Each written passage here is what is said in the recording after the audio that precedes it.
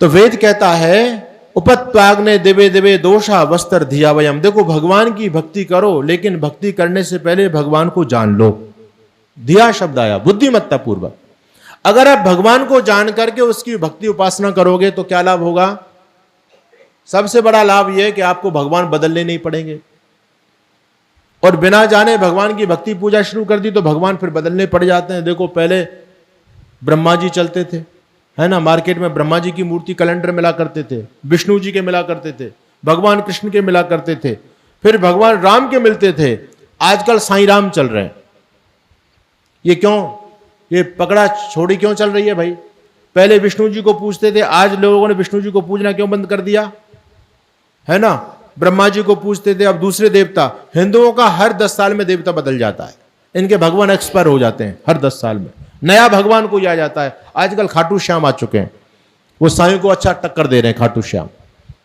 तो ये क्या ड्रामा समाज में चल रहा है? अच्छा बताओ, भगवान भी कोई बदलने की चीज है क्या? है भगवान बदलने की चीज है? एक आजकल शनि आ गया, शनि और साईं ये बिल्कुल नए देवता हैं, दोनों की दोनों। और दोनों की दोनों देवता फिल्मों ने प्रमोट किए हैं। ये अमर अकबर एंथोनी फिल्म आई 1975 में, वो साईं को हिट कर गई, साईं को भगवान बना गई। शिरडी वाले साईं बाबा आया हूं तेरे दर पर बन के सवाली, है ना। और ये ऐसे ऐसे चमत्कार दिखाए, किसी पर बच्चा नहीं हो रहा है, वो चारों तरफ धक्के खा के आ गई। और जैसे साईं के दरबार में गई तो वो मां बन गई। ओ हमारी माताओं बहनों ने देखा, अरे साईं में बड़ी शक्ति है भाई, इसी की पूजा करो। अब तो किसी की नौकरी नहीं लग रही, किसी की फैक्ट्री नहीं चल रही, तो वो सब जगह उसने सब कुछ उपाय करके देख लिए। और जैसे श्रीणी धाम में पहुंचा, एकदम उसकी फैक्ट्री चल गई, सारा काम उसके बिगड़े काम बन गए। लोगों ने सोचा अब तो साईं में शक्ति है। ये हिंदू चमत्कारों पर विश्वास करता है, झूठे चमत्कारों पर। तो साईं फेमस हो गए, फिर शनि भी फेमस हो गए, आजकल खाटू श्याम चल रहे हैं। इसी प्रकार से भगवान हमारे बदल रहे हैं। क्यों? क्योंकि जब पहले वाले से बात नहीं बनती तो हम इसको छोड़ करके दूसरे को पकड़ लेते हैं। वैष्णो देवी जाते हैं लोग, किस लिए जा रहे हैं? मैंने कल भी कहा, भगवान को प्राप्त करने के लिए कोई नहीं जा रहा, सब अपनी डिमांड लिस्ट लेकर के जाते हैं, है ना। मां मुरादें पूरी कर दे हलवा बांटूंगी। हलवा भी तब बटेगा जब मुराद पूरी हो जाएंगी, मुराद पूरी नहीं हुई तो नहीं। एक तो कह रहा है दुनिया में तेरा है बड़ा नाम, और आज मुझे भी तुझसे पड़ गया काम। इसको भगवान से आज ही काम पड़ा है। दुनिया में तेरा है बड़ा नाम, आज मुझे भी तुझसे पड़ गया काम। मेरी विनती सुने तो जानू, और मानू तुझे मैं राम, और राम नहीं तो कर दूंगा सारे जग में तुझे बदनाम। भगवान को धमकी दे रहा है, मेरा काम कर दे नहीं तो पूरी दुनिया में बदनाम कर दूंगा। ऐसे भक्त हैं ये भगवान के भक्त कहला सकते हैं? तो भगवान को लोगों ने समझा नहीं है। हम अपनी डिमांड लिस्ट लेकर के जाते हैं, और हमारी जब मांग पूरी नहीं होती तो हम 4-6 साल तो खूब नाक रगड़ते हैं उसके सामने जाकर के, और जब मांग पूरी नहीं होती तो उसको छोड़ करके दूसरा पकड़ लेते हैं। वो कहते हैं भैया वैष्णो देवी में शक्ति नहीं है, अब तो खाटू श्याम में शक्ति है। फिर खाटू श्याम के पास गए, वहां पर भी बात नहीं बनी, तो कहते नहीं नहीं अब इनमें शक्ति नहीं, कैला देवी चलो। कैला देवी चले गए। अब कैला देवी गए, वहां पर भी बात नहीं बनी, बोले त्रिपति बालाजी चलो, वो बालाजी चले गए। ऐसे लोग भटकते फिर रहे हैं। ये छोड़ा पकड़ी का कार्यक्रम तब तक चलता रहेगा जब तक हम भगवान को अच्छी तरह से समझेंगे नहीं। तो वेद कहता है धिया वयम, पहले उसको जानो। परमात्मा की भक्ति करो तो जान पूर्वक, जान कर्म उपासना, पहले जानकारी आपको होनी चाहिए। और जानकारी नहीं होगी तो आपकी भक्ति निष्फल बेकार चली जाएगी। उसके स्वरूप को पहले जानो। विज्ञान भी यही कहता है, आर्य समाज भी यही कहता है कि पहले परमात्मा को जानो, उसके बाद उसकी भक्ति करो। हम जानना नहीं चाहते, सीधी भक्ति करना शुरू कर देते हैं। उस भक्ति का कोई भी लाभ आपको मिलने वाला नहीं है। उपत्याग्ने दिवे दिवे दोषा वस्त्र धिया वयम नमो भरंत एमसी। भगवान की भक्ति कैसे करो? कहीं जाने की आवश्यकता नहीं है। ऋषि दयानंद कहते हैं कस्मै देवाय हविषा विधेम नमो भरंत एमसी। उस परमात्मा की नम्रता पूर्वक भक्ति विशेष किया करें, है ना। क्या शब्द है? नम्रता पूर्वक भक्ति विशेष किया करें। हमारे यहां नमस्कार मंत्र है या नहीं? ओम नमः शंभवाय च मयो भवाय च, नमः शंकराय च मयस्कराय च, नमः शिवाय च शिवतराय च। ये क्या है? नमस्कार मंत्र है।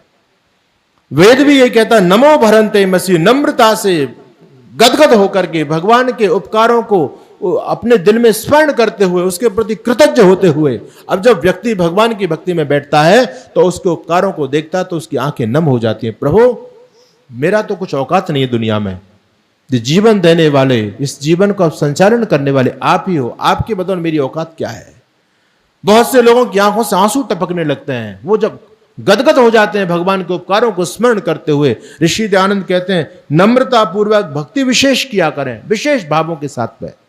कहीं जाने की आवश्यकता नहीं है, परमात्मा को स्मरण करो, शुद्ध भाव से परमात्मा को स्मरण करो। भगवान आपकी पुकार सुनेंगे, आपको भगवान का आशीर्वाद मिलेगा।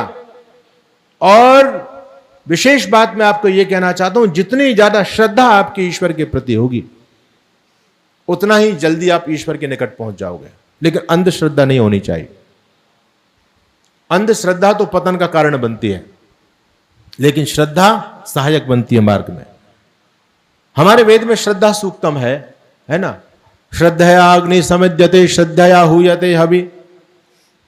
आप जब भी भक्ति भजन में बैठे तो विशेष मन में विशेष श्रद्धा होनी चाहिए। हमारे यहां बहुत से लोग तो वैसे वो जो है ना वो करते रहते हैं। हम जब प्रार्थना करते हैं तो उसमें पहले लोग गाते थे, प्रेम रस में तृप्त होकर वंदना हम कर रहे। अब लोग ये कहते हैं, हाथ जोड़ झुकाएं मस्तक वंदना हम कर रहे। तो उसमें मुझे नहीं पता आपके यहाँ क्या कहते होंगे, लेकिन उसमें भी लोगों का वाद विवाद चलता रहता है, तलवारें खिंचती रहती हैं। बोलो ये कैसे बोल दिया, अरे प्रेम रस में तृप्त होकर ये है, हाथ जोड़ झुकाएं मस्तक ये कैसे कह दिया तुमने। क्या इस यज्ञ के सामने, जड़ के सामने हम मस्तक झुका सकते हैं?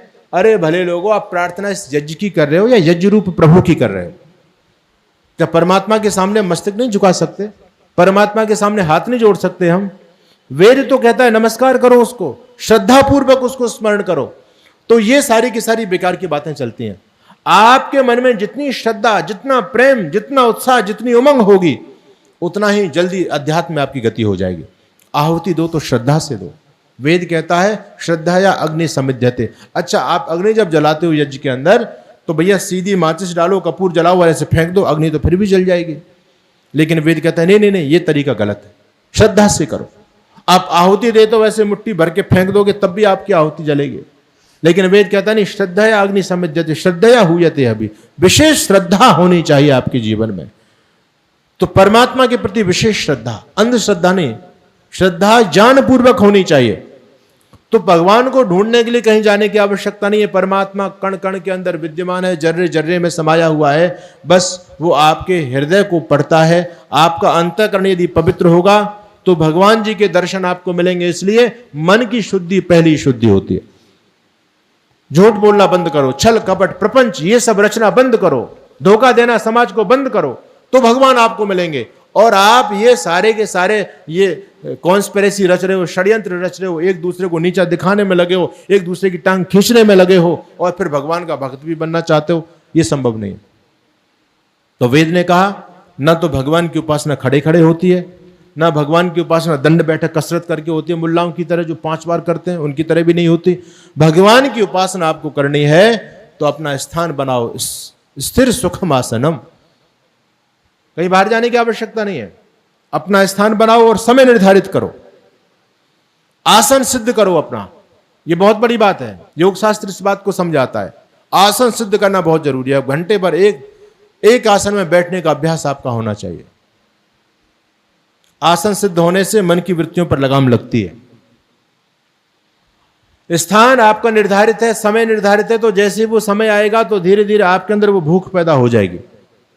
जैसे आपकी दिनचर्या बनी होती है, हम लोग गुरुकुल में रहते हैं, गुरुकुल चलाते हैं, तो जैसे ही बहुत से बच्चे कहते हैं भैया अब घंटी लगी, भूख लग रही है, भूख लग रही है। पहले उनको भूख नहीं लगती, जैसे घंटी बजी टन टन उनको लगा हाँ भूख लगने लग गई। तो समय का बड़ा प्रभाव होता है जीवन में। उसी प्रकार से जब आपका समय निर्धारित हो जाएगा कि मुझे 5-6 बजे उपासना में बैठना है, तो आपके अंदर भी भूख जगेगी, अध्यात्म की भूख जगेगी। ये चीजें आडंबर नहीं है, ये चीज आवश्यक चीजें हैं सारी की सारी। स्थान का अपना बड़ा विशेष महत्व होता है। मैंने देखा बहुत सारे लोग पूजा के लिए कपड़े अच्छा रखते हैं, पूजा का भवन उनका अलग से होता है, उससे एक मानसिकता पैदा होती है और वो पैदा होनी बहुत जरूरी है।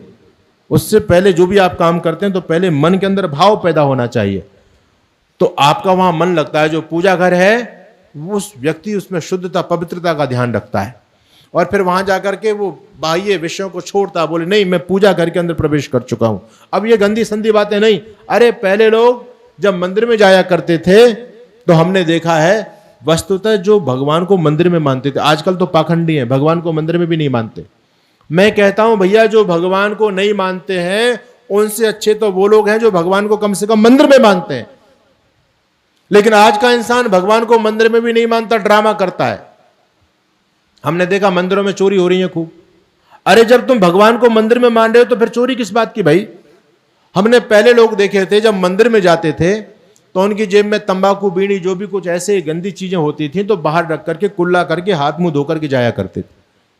और उनसे पूछो कि ताऊ जी ये बीड़ी बाहर क्यों छोड़ दी, तो कहते पागल, मैं भगवान जी के दर्शन करने जा रहा हूं, भगवान के घर में जा रहा हूं, मैं वहां गंदी चीज लेकर के नहीं जाऊंगा।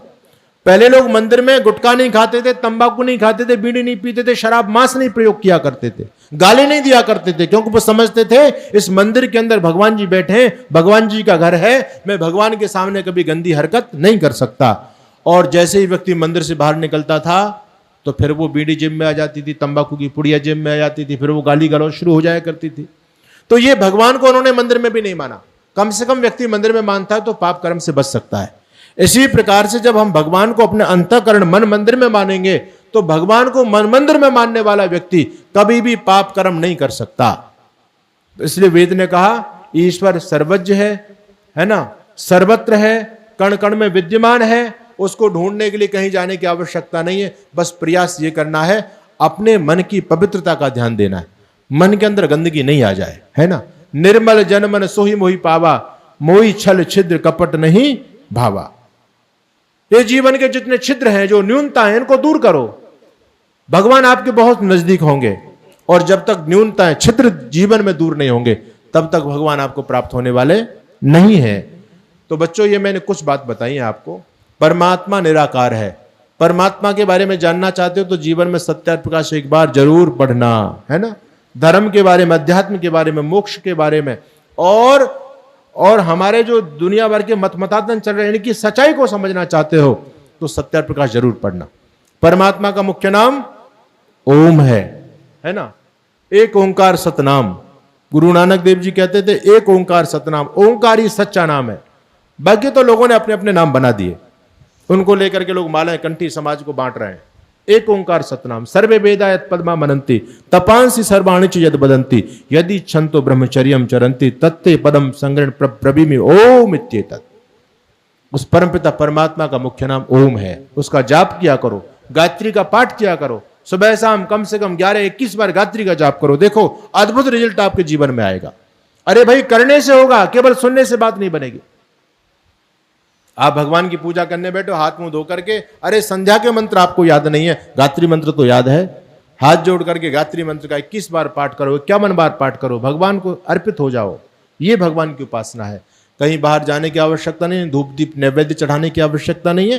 ये सारा धर्म के नाम पर लोगों ने धंधा खोला हुआ है। इन धंधेबाज धर्म के ठेकेदारों से बचना चाहिए, सबको बचना चाहिए। आर्य समाज आपको जगा रहा है। इतना कहकर के वाणी को विराम, समय पूरा हुआ। आप लोगों ने बात को बहुत धैर्य के साथ में सुना। सभी बच्चों के लिए शुभकामना, आशीर्वाद, मंगल कामनाएं आप सभी का।